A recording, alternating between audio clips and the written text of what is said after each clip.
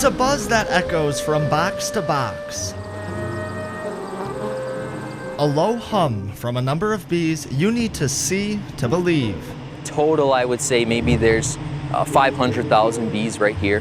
Hundreds of thousands of bees and dozens of hives here at the Fox Honey Farm. This is where we bring the bees in the summertime.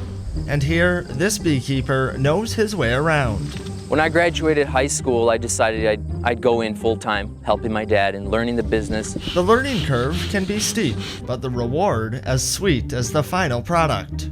Until I really got my hands into it, I never really understood the whole process of how honey gets to my table. You know, I see it every day, but I never knew the whole story behind it.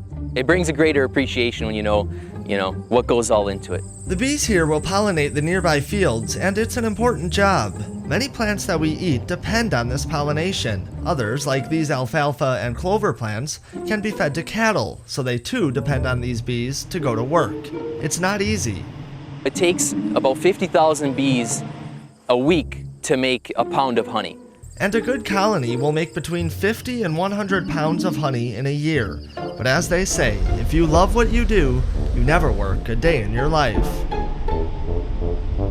That's what they love to do. They go out there, they work it, they bring it back in the hive.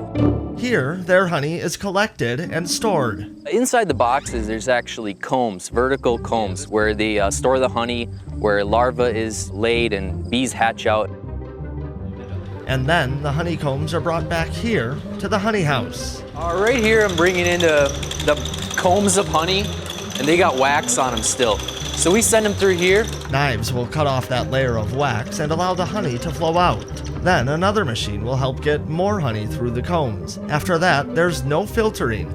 This is the honey they'll bottle and sell. That's about as pure as it gets right there. That's honey that's just dripping off. A bottle of honey, pollinated from a plant, and made possible by tens of thousands of buzzing bees. For The Great Outdoors with photojournalist Jeremy Bone, I'm Matt Jarko.